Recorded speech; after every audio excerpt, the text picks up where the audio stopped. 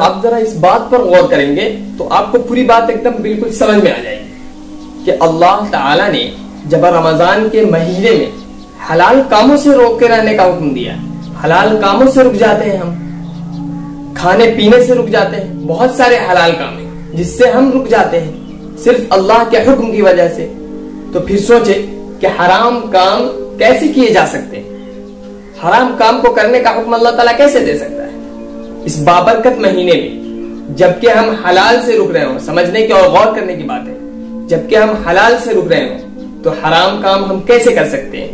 حرام کام کرنا کتنا بڑا گناہ ہوگا اگر ہم حلال کام کر لیتے ہیں، ان حکم کو توڑتے ہیں۔ اللہ کا حکم کیا ہے کہ کھانے پینے سے رک جاؤ، روزہ رہو، اگر ہم اس میں روزہ نہیں رکھتے ہیں تو کتنا بڑا گناہ ہے۔ اور یہ تو حلال کام ہے جس کو ہم توڑتے ہیں، جس کا گناہ ہمیں ملتا ہے بہت زیادہ۔ اور جب اس میں اگر حرام کام کریں، یہ تو پہلے ہی سے منع ہے، بقیہ پورے سال منع ہے، پوری زندگی منع ہے، اس کو اگر ہم کریں تو پھر یہ کتنے بڑی بات ہو جائے گی، کتنا بڑا گناہ ہو جائے گا۔ تو بعض لوگ جو صرف بھوک کا روزہ رکھتے ہیں، پیاس کا روزہ رکھتے ہیں، بقیہ پورے دن چغلی، پورے دن جھوٹ، غیبت، حالانکہ اللہ تعالیٰ نے کیا ارشاد فرمایا ہے، وَلَا يَغْتَبْ بَعْضُكُمْ بَعْضًا، کہ تم میں سے کوئی کسی کی غیبت نہ کرے۔ أَيُحِبُّ أَحَدُكُمْ أَن يَأْكُلَ، بہت غور کرنے کی بات ہے، دیکھیں کتنی بڑی بات ہے۔ أَيُحِبُّ أَحَدُكُمْ أَن يَأْكُلَ لَحْمَ أَخِيهِ، کیا تم میں سے کوئی پسند کرے گا کہ وہ اپنے مردہ بھائی کا گوشت نوچ کر کھائے، وہ اپنے مردہ بھائی کا گوشت کھائے؟ کیا کوئی ہم میں سے ایسا پسند کرے گا؟ نہیں نا۔ فَكَرِهْتُمُوهُ، تم اس کو ناپسند کرو۔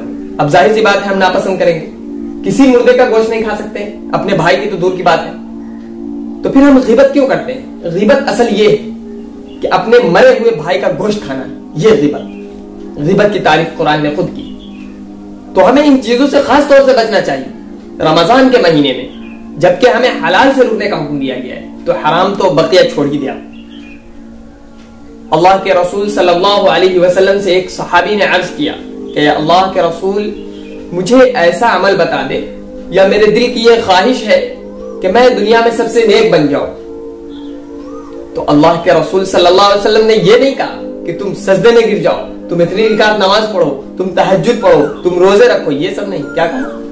اتق المحارم تکن اعبد الناس، تم جو ہے حرام کاموں سے رک جاؤ، حرام کاموں سے باز رہو، حرام کاموں سے بچ جاؤ، تم لوگوں میں سب سے عبادت گزار تسلیم کیے جاؤ، تم لوگوں میں سب سے عبادت گزار بن جاؤ گے۔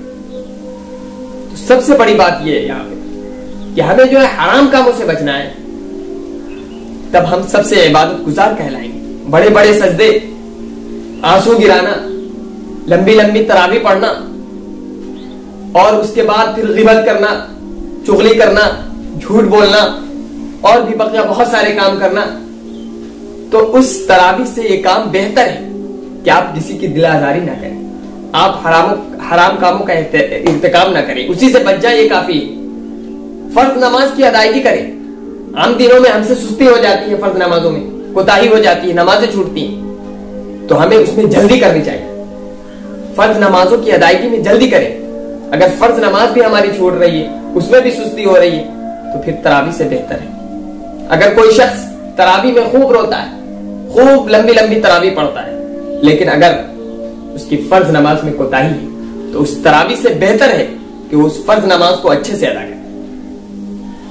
یہ سب سے بڑی چیز، کیونکہ فرض زیادہ ضروری ہے۔ تراویح کیا ہے؟ تراویح تو نفل ہے، تو نفل کے چکر میں لوگ فرض کو بھی ترک کر دیتے ہیں، فرض میں بھی سستی برتنے لگتے ہیں۔